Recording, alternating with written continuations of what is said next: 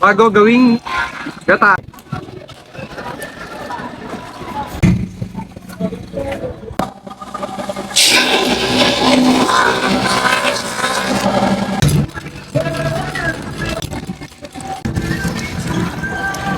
Isa nga din bang pala isipan sa inyo kung paano ba nakakagawa ng gata mula sa nyog?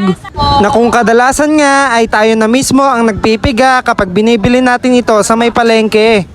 Kaya nga samahan nyo ko ngayon kung paano ba ginagawa ang paggagata mula sa mismong kayuran ng nyog.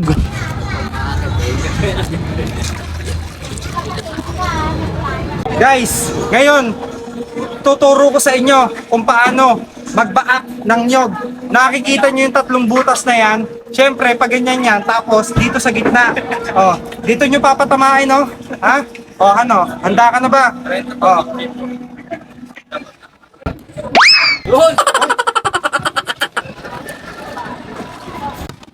Uy, ayan guys. Oh, nabaak na natin ng napakabilis. At pagkatapos nga baakin ng nyog ay sama-sama itong inilalagay dito sa may malaking batya. At kung nakasanayan nga natin na noon ay mano-mano pa ang pagkakayod natin ng nyog, ay ibahin na natin ang panahon ngayon dahil nga dimaki na ang pagkayod ng ating nyog.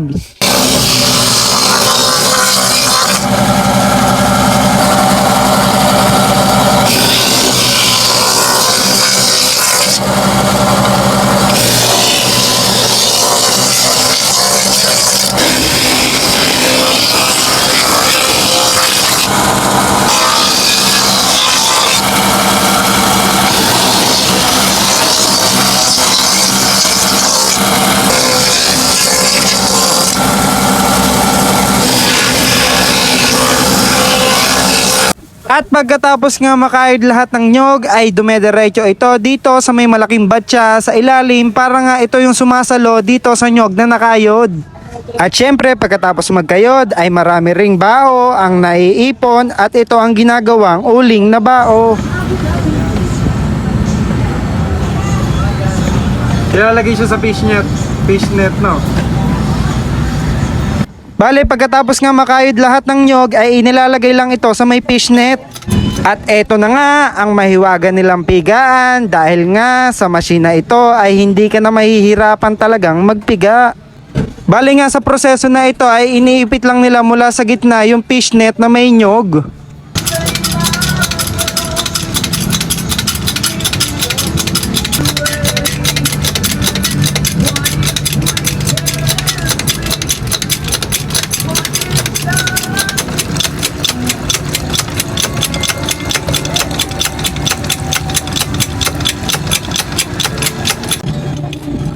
Guys, sa way na to, ganito nila ginagawa yung paggagata.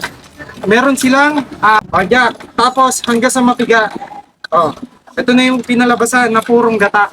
At ito na nga ang kinalabasan ng kinayog na nyog, ang purong gata.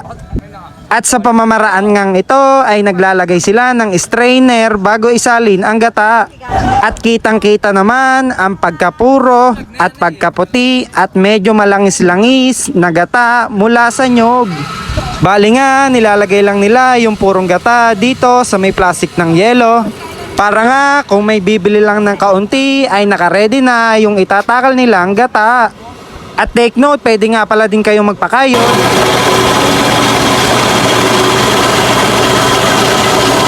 At hindi nga lang pagkakayod ng nyog ang meron sila dito, meron din nga pala silang ditong gilingan ng bigas.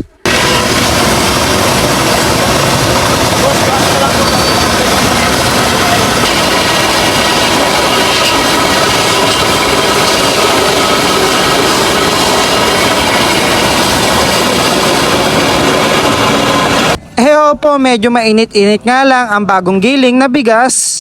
At kung kakaunti nga lang ang bibilhin yung gata ay meron sila ditong halagang 20 pesos, 25 pesos at syempre meron silang 30 pesos. Kaya sa mga nais bumili ng mga nyog kagaya nito o kaya yung mga kayod at gata, dito lang yan sa may Binyang Public Market.